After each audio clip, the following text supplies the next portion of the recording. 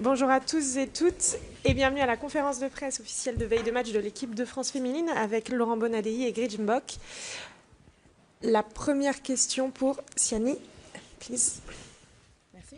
Bonjour Gridge, bonjour Laurent. Si Gridge est à côté de vous, on en déduit qu'elle est apte pour demain et apte à débuter, sans doute. Est-ce que vous pouvez aussi nous faire un point sur le reste du groupe, et notamment Maëlle, Sandy, Kadi et Pauline, qui avaient des petits soucis cette semaine. Merci. Oui, Gridge est présente à mes côtés, c'est une très bonne nouvelle. Elle a souffert un peu en silence tout ce temps éloigné du carré vert, mais elle a été présente avec ses partenaires pour donner toujours des bons conseils. C'est pour ça que je la mettais sur la feuille de match, parce qu'elle est capitaine, elle est précieuse dans le vestiaire et aussi en dehors. Et donc elle est apte à démarrer demain le match. Et puis concernant les autres joueuses, ce matin on était 23 à l'entraînement et tout le monde est apte pour jouer le match demain. Julien. Une question pour vous, Gridge. J'imagine qu'il doit y avoir un peu d'impatience à l'idée de retrouver les terrains. Dans quel état d'esprit vous êtes? Bonjour déjà. Écoutez, je me sens très bien. Je suis dans un état d'esprit où j'ai forcément pas mal d'impatience parce que c'est vrai que j'ai été éloignée des terrains un peu longtemps. Mais aujourd'hui, je me sens bien, j'ai retrouvé le carré vert.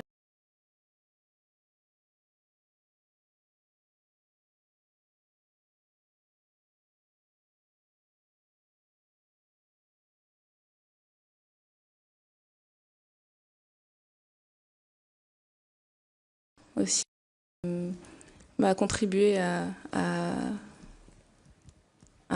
au jeu, tout simplement. Alice. Bonsoir. Question pour tous les deux. Le sélectionneur et la joueuse qui l'accompagnait disaient que vous étiez les favoris demain. Qu'est-ce que vous répondez à ça? Merci.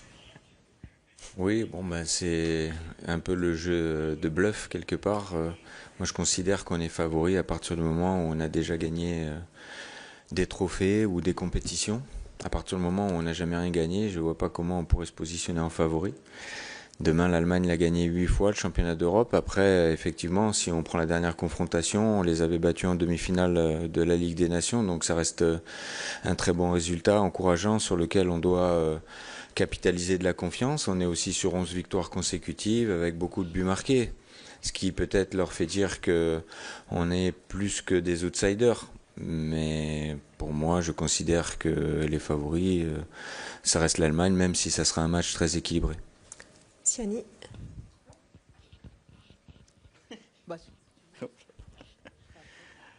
Bonsoir Laurent, Cyril Olives pour l'équipe. Si on regarde les datas, ton équipe est celle qui a le plus d'attaques sur les ailes. Qu'est-ce que ça veut dire de ton plan de jeu et des joueuses que tu as à disposition? Effectivement, faut pas trop dévoiler les datas parce que peut-être que demain on attaquera dans l'axe. Oui, je prône un jeu qui est basé sur l'attaque, sur l'animation offensive. On essaye de mettre en place des automatismes pour créer des décalages, poser des problèmes à l'adversaire et marquer des buts. Parce que pour gagner un match, il faut marquer au moins une fois, puisqu'on est 0-0 au coup d'envoi. Donc marquer des buts, ça reste l'objectif numéro 1. Et puis après, d'avoir un équilibre aussi pour pas en encaisser. Mais marquer toujours un but de plus que l'adversaire, ça restera ma philosophie. J'ai deux petites questions. Alors tout d'abord à propos d'Elisa de Almeida, qui est une joueuse qui a beaucoup joué dans l'axe en club et qui joue en équipe de France sur un côté. Je voudrais savoir pourquoi vous l'aimez bien sur le côté. Gridge, toi tu joues avec elle en club et en sélection, du coup à deux postes différents. Est-ce que tu peux me dire ton avis sur Elisa? Et juste Laurent, la semaine dernière, vous aviez dit que vous donneriez la compo aux joueuses le matin du match. Est-ce que vous avez plus de certitude et est-ce que vous allez plus leur communiquer ce soir ou c'est déjà fait? C'est vrai que j'ai la chance de pouvoir évoluer avec Elisa en club et en sélection. Elisa, c'est une joueuse intelligente qui est capable de s'adapter à n'importe quel poste. Elle est polyvalente. Je pense qu'elle a pris aussi la pleine mesure de son nouveau poste ici en équipe de France. Et ce qu'elle fait, les performances qu'elle donne ici avec nous, elles elles sont juste top. Et je pense qu'elle prend beaucoup plus de plaisir qu'au début. Et voilà, je pense que c'est une joueuse qui, comme je l'ai dit, est très intelligente, très technique et qui peut s'adapter à n'importe quel poste. Et c'est ce qui fait sa force. Effectivement, Elisa est une joueuse polyvalente. Elle a démarré d'ailleurs au poste de numéro 6 quand elle était un peu plus jeune. Et elle a une très bonne qualité de relance, elle a beaucoup d'énergie, elle va vite, elle a de la puissance. Et elle a un profil qui correspond à notre jeu sur le côté droit. Alors pourquoi elle s'est retrouvée là? C'est déjà avec Hervé qu'on avait pensé la positionner dans ce rôle-là, aussi parce que sur le poste de latérale droite, il y avait des profils mais qui correspondaient pas toujours exactement à ce qu'on recherchait, alors que côté gauche c'était beaucoup plus fourni. Et puis on voit qu'avec l'arrivée de Melwen Ndongala aussi, on a un profil un peu différent qui commence à arriver, donc c'est bien parce que ça peut donner des options différentes. Et Elisa, je trouve qu'elle a fait preuve de beaucoup d'humilité. C'est une personne qui travaille beaucoup, qui est à l'écoute, et elle a dans son club la possibilité de jouer dans l'axe, mais elle a aussi fini la saison sur le côté droit, parce que dans son club il y a aussi beaucoup de joueuses qui évoluent dans l'axe, et donc elle arrive à mettre sa fierté, son ego de côté pour le mettre au service du collectif, et ça c'est déjà quelque chose d'important. Et la compo, deuxième chose. Comment? La compo, elle avait une deuxième question sur la compo, deuxième chose. Sur La compo. Est-ce que tu la donnes en avant? Ah. Est-ce qu'elle a... J'ai dit aux joueuses en réunion, c'était hier matin avant l'entraînement, que je leur donnerai la composition le matin du match, parce que en fait il y a plusieurs personnes dans ma tête, et quand je prépare l'équipe du match, j'anticipe la deuxième mi-temps, la fin du match, les scénarios, si c'est des scénarios qui sont positifs, des scénarios un peu moins positifs. Et j'anticipe ce match-là, mais j'anticipe une qualification de potentiels adversaires. Donc j'attendrai de voir le résultat entre la Suisse et l'Espagne pour préparer mes joueuses. Et je le souhaite, et on va tout donner pour ça, à faire... encore une fois, 3 matchs en 8 jours, c'est notre souhait. Donc je leur ai dit que après le match, quand je saurai qui est qualifié en demi-finale entre la Suisse et l'Espagne, j'aurai déjà un petit peu plus les idées claires pour savoir comment j'allais organiser, entre guillemets, mon turnover. Mais c'est pas un turnover comme on peut l'imaginer en phase de poule, où on n'est pas dans des matchs à élimination directe. C'est un petit peu différent. Voilà, je ne vais pas rentrer dans tous les détails de ce qui me passe par la tête, mais entre guillemets, j'ai besoin d'avoir un peu plus d'éléments pour imaginer le scénario du match au niveau tactique. Stéphane? Oui, bonsoir, j'avais une question pour Gridge. Tout à l'heure, vous parliez d'impatience. Est-ce qu'il n'y a pas aussi un petit peu d'appréhension, sachant que vous n'avez pas joué depuis un match, depuis un mois maintenant, en termes de rythme, à démarrer dans un match coup près, un quart de finale? Écoutez, pas forcément d'appréhension, parce que j'ai aussi confiance en mes coéquipières, et je sais que même si dans le rythme, c'est vrai que ça fait maintenant un mois que j'ai pas joué, je sais qu'elles pourront m'aider à combler ce manque de rythme. Et voilà, on est un collectif, et c'est aussi la chance de pouvoir faire un sport collectif, c'est qu'on peut compter aussi sur ses partenaires et ses coéquipières. Donc ça, c'est un plus, c'est un réel plus, et non, pas forcément d'appréhension de ce côté-là en tout cas. Anthony? Bonsoir à tous les trois, Anthony Reich, RMC. Laurent, on va monter d'un cran dans l'intensité, c'est les quarts de finale, les matchs à élimination directe. Est-ce que ce choc face à l'Allemagne, c'est pas l'occasion de confirmer les ambitions, de basculer peut-être dans autre chose pour cette équipe de France? Oui, c'est vrai, c'est un bon test. On va monter dans l'intensité, mais on a déjà été servi.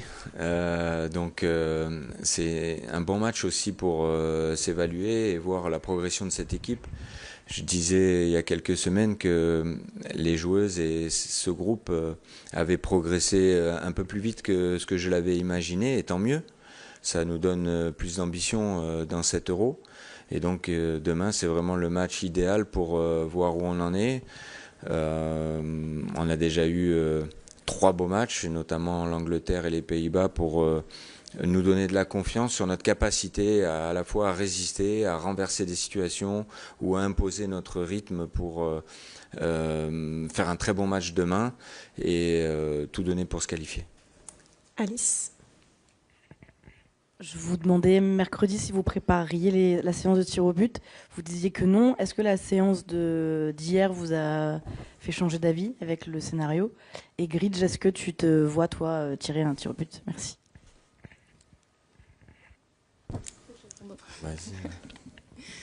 Écoutez, j'espère qu'on gagnera dans le jeu, histoire qu'on n'ait pas forcément à tirer de pénalty. Maintenant, s'il faut le faire, je fais partie des joueuses en club qui prennent leurs responsabilités pour aller tirer des pénaltys. Donc s'il le faut, j'irai. Maintenant, comme je vous l'ai dit, on va tout faire pour gagner avant et se qualifier pour les demi-finales. Les tirs au but, on les avait beaucoup travaillés avant la Coupe du Monde 2023, vraiment de manière spécifique. Là, les joueuses, j'ai préféré ne pas trop, leur prendre la tête avec ça parce que on ne sait pas comment ça peut se passer un match. Hier, on a vu en fin de compte des joueuses qui étaient sous pression. Et on peut les frapper à l'entraînement et c'est pas du tout la même pression, c'est pas du tout le même enjeu. Et je suis persuadé que beaucoup de joueuses qui hier ont eu cette pression du résultat et de devoir marquer, et vous leur faites peut-être tirer 10 pénaltys à l'entraînement, elles vont marquer 10 sur 10. Alors que hier, au moment où il faut marquer avec la pression du public, avec la fatigue aussi, 120 minutes dans les jambes, quand on est sur une séance d'entraînement, on n'a peut-être pas toute la fatigue aussi qui a été emmagasinée avant. Donc ce sont des contextes qui sont complètement différents et je dirais que c'est vraiment quelque chose de très particulier. S'entraîner au penalty, elles le font de manière individuelle, chacune à leur rythme, à la fin de presque toutes les séances. De temps en temps, elles en tirent 2, 3, 4 ou 5. Mais c'est très difficile de recréer le contexte. C'est impossible quasiment de recréer un contexte d'une séance de tir au but. Julien. Une question pour vous, coach, et une question pour vous, Gridge. D'abord, coach, c'est quoi la clé, selon vous, de cette opposition face à l'Allemagne? Et Gridge, vous en avez connu pas mal des France-Allemagne. On a l'impression quand même que pour celui-ci, spécifiquement, la France arrive très sereine. Ça n'a pas toujours été le cas. Souvent, on a rappelé que les Allemandes étaient grandissimes favorites, de par l'histoire, de par les résultats, mais on a l'impression que là, les Bleus arrivent avec une grande sérénité. Voilà. Merci. Qu'est-ce que vous en pensez?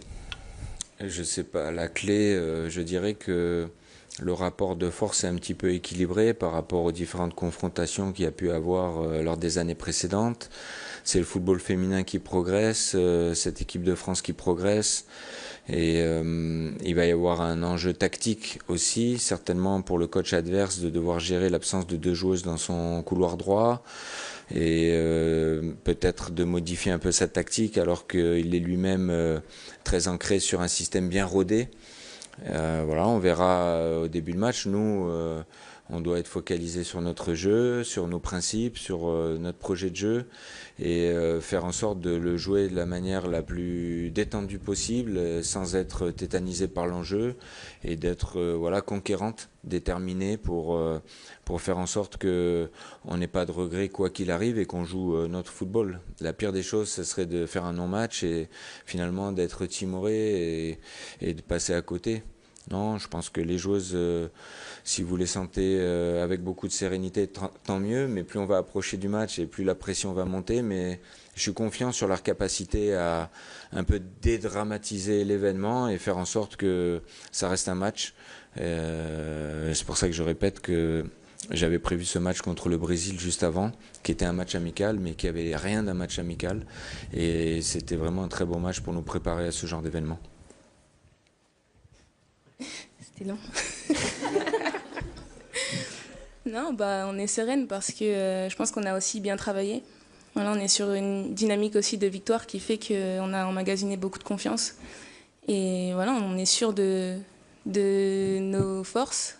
On sait que voilà, on a pas mal de qualités, que ce soit offensive ou même défensive. Voilà, on est sûr de nous, sûr de ce qu'on veut proposer, sûr de ce qu'on veut faire. et c'est le plus important. Et voilà, on est prête. Clément. Bonsoir, bonsoir à vous trois, Clément pour M6 RTL. Vous parlez justement de la bonne dynamique de l'équipe de France, de la très bonne série. On parlait beaucoup ces derniers mois du plafond de verre des quarts de finale. Est-ce qu'il existe encore pour une équipe avec une si bonne série en cours? Et est-ce que c'est quelque chose que vous avez préparé, vous coach, lors de l'approche de la compétition, ce cap mental et sportif? Merci. C'est bien parce que vous finissez la phrase avec le mot cap. Et moi, plutôt que de plafond de verre, j'avais envie de parler plutôt de cap à franchir au fur et à mesure du projet qui s'installait depuis le mois d'octobre dernier. Et je trouve que cette équipe franchit des caps à chaque fois. Voilà, il y a eu les matchs amicaux, il y a eu la phase de Ligue des Nations, et puis ce premier groupe qu'on annonçait groupe de la mort. Et cette équipe et ce groupe avance et arrive à franchir des caps. Donc demain, j'ai beaucoup de confiance en elle pour réussir à franchir ce cap. Sacha. Bonjour, Sacha pour le groupe EBRA. Le coach allemand tout à l'heure n'a pas totalement exclu une défense à 5 et de changer totalement ses plans du coup par rapport à ce qu'il faisait avant. Qu'est-ce que ça peut changer pour vous? Ça peut changer qu'on va devoir jouer contre une défense à 3 ou à 5 ou à 4. Nous, comme je le disais tout à l'heure, on va rester focalisé sur notre jeu. Je pense pas qu'il va changer ses plans, mais s'il devait le faire, ça voudrait dire déjà qu'il est un peu dans le questionnement, et nous on va jouer notre football avec beaucoup d'intensité et avec beaucoup de conviction et de détermination. Loïc. Bonjour à tous les deux. Une question pour Gridge. Sakina et Sandy nous ont parlé des derniers matchs où l'équipe de France a été renversante, notamment face au Brésil, face aux Pays-Bas, en disant qu'il y avait une énergie particulière cette année, ou des matchs que vous auriez peut-être perdus d'habitude.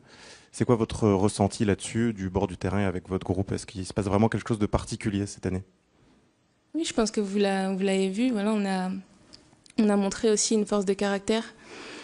Lors des matchs où on était mené, notamment. On est consciente qu'on peut renverser la tendance à tout moment, et c'est aussi ce qui fait notre force. On peut même parler de supplément d'âme, parce que voilà, on a un groupe qui est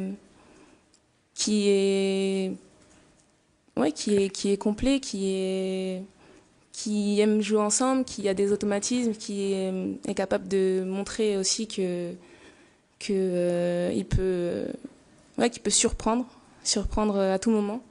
Et c'est important parce que, comme vous l'avez vu, les matchs, notamment quand on était mené, on était dans des situations qui auraient pu paraître auparavant insurmontables, et on a su faire preuve de patience et de cohésion pour renverser la tendance. Et je pense que c'est ce qui définit aussi notre groupe depuis quelques mois maintenant. On a énormément progressé, comme le coach le disait, et on continue à passer les caps. Et voilà, on est prête pour ce quart de finale, et on espère se qualifier demain. Anna Caro pour Flashcore, bonjour à tous les deux. Une question d'abord pour vous, Laurent. Vous parlez de cap à franchir, et demain c'est un match de quart de finale, donc on sait que c'est difficile de passer ce cap des quarts de finale pour l'équipe de France, mais il y a aussi l'adversaire, l'Allemagne, que la France n'a pas battu en grande compétition, en Euro, JO et donc Coupe du Monde. Quel a été le travail de Thomas Samut sur cette partie-là? Est-ce qu'il y a eu un travail mental pour passer au-dessus de ces murs-là, un peu de cet aspect quart de finale qui pose souvent problème, de cette Allemagne qui pose souvent problème? Et j'avais une question aussi pour vous, Gridge. Est-ce qu'il y a un peu un sentiment de revanche d'affronter l'Allemagne en quart de finale qui vous a éliminé au dernier Euro? Merci beaucoup. Oui, j'avais souhaité intégrer dans mon staff un préparateur mental, et je connaissais Thomas de notre passage commun à Nice en 2016. On avait gardé le contact, et c'est quelqu'un qui a fait du très bon travail à Nice, mais aussi à Brest sur les 2 dernières années, et aussi avec les nageurs français, mais pas que, beaucoup d'athlètes individuels. Et donc je voulais l'intégrer pour qu'il puisse apporter toute son expérience et son expertise auprès des joueuses, à la fois à titre individuel et plus récemment sur l'aspect collectif lors de la préparation. Mais la préparation mentale, c'est un élément à prendre en considération, comme la préparation athlétique et comme l'approche tactique ou les plans de jeu, voire l'aspect technique. Il y a pas que le mental. Alors c'est vrai qu'on va se focaliser beaucoup sur ça par rapport au fait que c'est un quart de finale. Et je dirais que par rapport à l'Allemagne, effectivement, sur les confrontations qu'on a pu avoir avec cette nation, il y a plus de défaites que de victoires. Mais comme je le disais tout à l'heure, les choses sont en train de s'équilibrer. Et si quelque part, je reviens sur la question d'avant, le sélectionneur envisage éventuellement de mettre une défense à 5, ça m'étonnerait franchement, parce qu'ils ont aussi des ambitions. Peut-être ça veut dire qu'il se dit contre la France, faut peut-être déjà pas prendre de but alors qu'elle marque presque 3 buts par match depuis 10 mois. Et donc si des grosses nations du football commencent à raisonner comme ça, mais encore une fois je le dis, ça m'étonnerait, ça veut dire qu'on est vraiment en train de progresser et qu'on sera en mesure à un moment donné de franchir ce cap des quarts de finale. Alors pour moi, c'est pas forcément une revanche parce que voilà, c'est une nouvelle compétition. Maintenant, il n'y a qu'un seul ticket pour une place en demi-finale, donc ce sera à nous de faire en sorte de gagner demain pour pouvoir se qualifier. Siani. Petite question sur la défense. Vous avez encaissé un but à chaque fois sur les 4 derniers matchs, alors que les 5 précédents, vous n'aviez pas pris de but du tout. Déjà, est-ce que le retour de Gridge vous rassure déjà pour arrêter de prendre des buts et pour les clean sheets? Et est-ce que vous pourriez envisager de l'aligner avec Maëlle, qui a joué qu'un seul match, et voilà. Est-ce que, en sachant qu'elles ont été un petit peu diminuées dans la compétition, est-ce que c'est envisageable? C'est vrai que sur la phase de Ligue des Nations, on a une belle série de clean sheets qui est toujours intéressant, surtout que quand on prend un jeu offensif comme moi, c'est toujours la difficulté de réussir à trouver le bon équilibre entre attaquer beaucoup, marquer des buts et ne pas en encaisser. Et pour attaquer, il faut aussi des fois se mettre en situation de déséquilibre et donc en crise. Là, on est au championnat d'Europe et le niveau s'élève. Et c'est là qu'on voit qu'on est au championnat d'Europe, justement parce que d'un côté, on arrive à maintenir notre cadence pour marquer des buts, mais d'un autre côté, on en a encaissé. Et donc, ça veut dire qu'aussi nos adversaires ont élevé leur niveau et que c'est le niveau de jeu du championnat d'Europe. Donc, le fait d'avoir Gridge qui revient dans la défense, ça fait du bien parce que ça donne plusieurs options. Puis surtout, c'est une joueuse d'expérience qui a un très haut niveau de performance. Mais si on a pris des buts sur les 3 premiers matchs, ça ne veut pas dire non plus que nos joueuses comme Alice, Tiniba ou Maëlle, voire Elisa qui a aussi joué une partie du match dans l'axe, ont failli défensivement. Au contraire, j'ai trouvé qu'elles avaient vraiment fait de bonnes performances. Et on sait qu'il y a de l'adversité et que ce sont des matchs très engagés où il peut y avoir beaucoup de buts. Je ne crois pas qu'il y ait eu depuis le début de 7 euros un 0-0. J'ai pas regardé les scores, mais je suis pas sûr qu'il y ait eu une fois 0-0 depuis le début de 7 euros. Donc c'est bien parce que ça veut dire que toutes les équipes essayent de produire du jeu et de montrer que le football féminin est un sport qui offre du spectacle et qui est attractif. Tous les stades sont pleins. C'est vraiment un très beau championnat d'Europe. Donc je suis vraiment content que Gridge revienne dans la défense et vous verrez demain avec qui elle sera associée, évidemment. Bonjour, Charlotte Harper from The Athletic. Vous venez de parler de Thomas Samut. Gridge, pouvez-vous donner 2 ou 3 exemples spécifiques de la manière dont il vous a aidé personnellement et Laurent d'un point de vue du collectif? Merci. Écoutez, mes séances avec Thomas Samut, c'était surtout pour évoquer mon rôle de capitaine et tout ce qui touchait à ce rôle. Il m'a aussi beaucoup aidé lors de mon absence pour me rappeler aussi que je faisais partie intégrante du groupe et que voilà, il fallait que je continue de jouer ce rôle de capitaine-là et qu'il fallait que je reste au plus près du groupe pour pouvoir leur donner cette énergie et que moi aussi je puisse m'imprégner de cette énergie pour quand je serai apte à jouer, qu'il n'y ait pas forcément de décalage. Julien.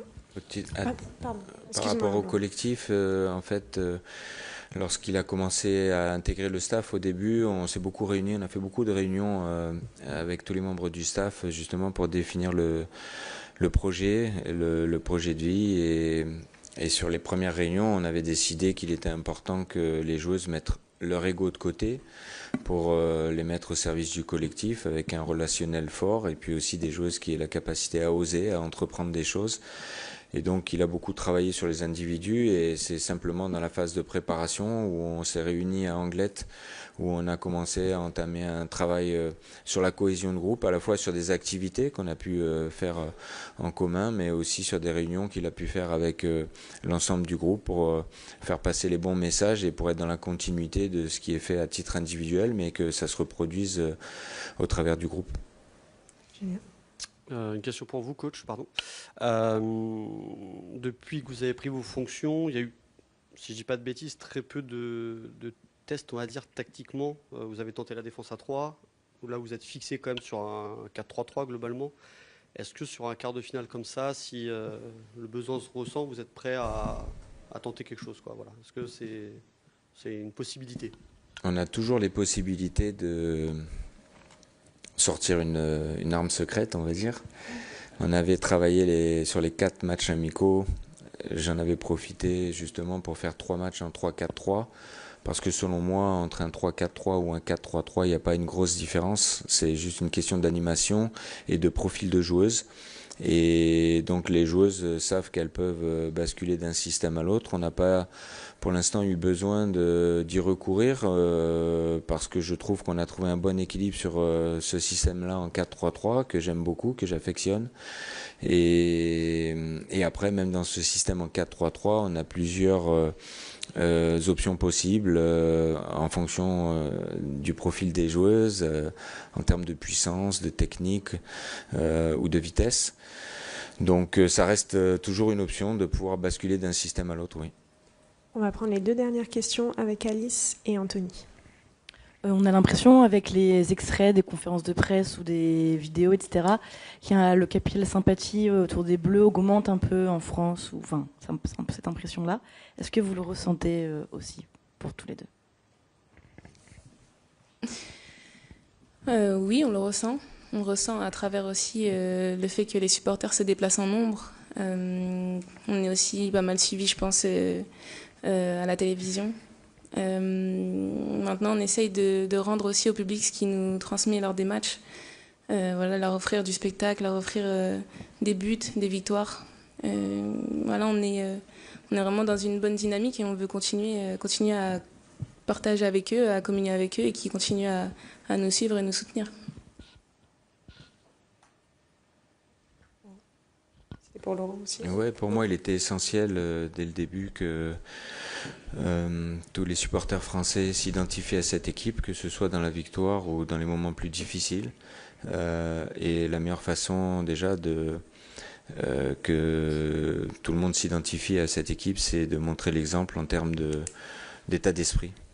Et pour moi, l'état d'esprit, c'est ce qui est le plus important, que les joueuses aient le sourire, qu'elles soient disponibles, accessibles, et qu'elles procurent des émotions à nos supporters qui sont là pour nous encourager. Et je les remercie. Les billets sont partis en moins de 3 heures pour le quart de finale. Et donc, on sent cet engouement qui est là. Et c'est surtout important que cet engouement soit là. Bien sûr, on est sur la série de 11 victoires, donc ça donne de l'espoir. Il y a beaucoup d'espoir, mais je crois que le plus important, c'est que vraiment les gens soient fiers de ce qu'elles font sur le terrain, parce que de la première minute jusqu'à la dernière, elles se battent, elles lâchent rien, elles renoncent pas, elles sont fières de porter le maillot, de défendre les couleurs de la patrie, et ça, c'est important quand on est une joueuse de l'équipe de France. Anthony ? Pour prolonger la question d'Alice, sur les premiers matchs là, de la compétition, vous aviez en face la Coupe du Monde des clubs. Et donc, effectivement, il y avait un certain club, le tien, Gridge, qui faisait de la concurrence en termes d'audience. Mais avec la création de la Ligue féminine, il y a 1 an maintenant, cette nouvelle génération que le grand public apprend à connaître aussi, est-ce que le Gridge, c'est pas le meilleur des moments pour une épopée ? Forcément, c'est sûr que ça nous booste, ça nous pousse à être performante, ça nous pousse aussi à vouloir offrir du spectacle, comme je l'ai dit précédemment. Voilà, je pense que depuis quelques matchs, c'est ce qu'on essaye de procurer, de donner. Comme l'a dit le coach, voilà, on calcule pas nos efforts. On essaye de vraiment se donner à fond et de vraiment représenter fièrement ce maillot qui nous tient à cœur, à toutes. Et voilà, on essaye de faire le maximum pour pouvoir gagner ces matchs et rendre au public français ce qui nous apporte. Merci à tous et toutes et thank you to the volunteers. Merci. Merci.